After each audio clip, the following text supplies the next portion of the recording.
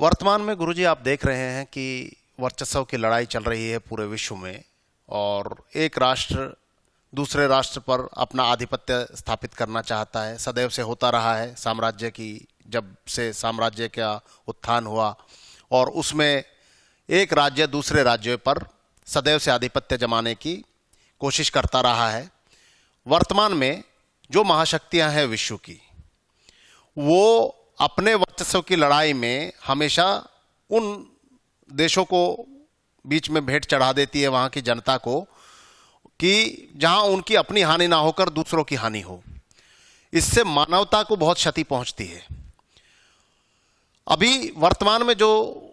ये लड़ाई का स्वरूप बन रहा है, जो कुछ हम देख रहे हैं और जितना अनुमान लगाया जा सकता है कि तीसरे विश्व युद्ध की आशंका जताई जा रही है, क्या शिक्षा से तीसरे विश्व युद्ध को टाला जा सकता है? बलजीत जी, शिक्षा एक ऐसा विस्तृत विषय है, इससे विश्व युद्ध ही नहीं टाला जा सकता, बल्कि मनुष्य का जीवन खुशहाल किया जा सकता है, संपन्न किया जा सकता है, मेधावी किया जा सकता है और मनुष्य के जीवन में वह सारी चीज़ें उसे उपलब्ध कराई जा सकती हैं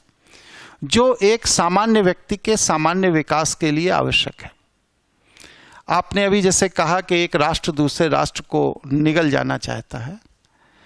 एकदम स्पष्ट मानकर चलिए कि यह भाव कि एक राष्ट्र दूसरे राष्ट्र को कैसे निगल जाए,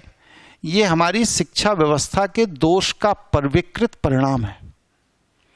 अगर हमारे राष्ट्र अध्यक्ष, विश्व के बड़े बड़े सत्ता में बैठे हुए लोग सुसंस्कृत शिक्षा से शिक्षित होकर आए होते, तो आज विश्व में अमन होता, चैन होता, शांति होती, एक दूसरे के प्रति सहयोग और सौहार्द का भाव होता। लेकिन ये मानवता का दुर्भाग्य है कि आज विश्व में जिनको महाशक्ति कहा जाता है, उनमें राज सत्ता में बैठे हुए लोग विकृत शिक्षा पद्धति से निकलकर विकृत मानसिकता के साथ राजनीति में आए और उन्होंने पूरे विश्व के अमन को ख़त्म कर दिया, सुकून को ख़त्म कर दिया। और आज स्थिति ये है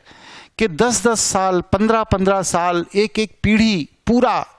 युद्ध को झेलते झेलते खत्म हो जा रही है। यह जो स्थिति है समाज की, यह स्थिति विकृत शिक्षा व्यवस्था का परिणाम है। अगर हम सुसंस्कृत शिक्षा व्यवस्था की बात करें तो निश्चित तौर से अगर सुसंस्कृत शिक्षा व्यवस्था से चीज़ें निकल के आएंगी तो हमारा समाज भी विकसित होगा,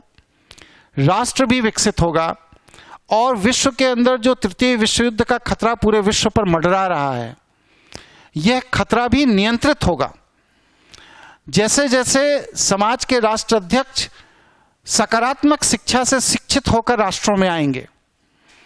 उसका सबसे बड़ा उदाहरण आप पूछेंगे क्या है, तो आप अपने भारत के गौरवमय इतिहास को देखिए कि पिछले ज्ञात 10,000 साल में भारत के शिक्षित राजाओं ने विश्व के किसी भी देश पर कभी आक्रमण नहीं किया। तो ये क्या बताता है? ये बताता है कि अगर हमारा संस्कार, हमारे शिक्षा सही है तो हमारे अंदर किसी दूसरे की संपत्ति के हनन का भाव ही नहीं पैदा हो सकता। इसलिए तृतीय विश्व युद्ध को यदि टालना है, खत्म करना है, तो हमको सकारात्मक शिक्षा पद्धति पर जोर देना होगा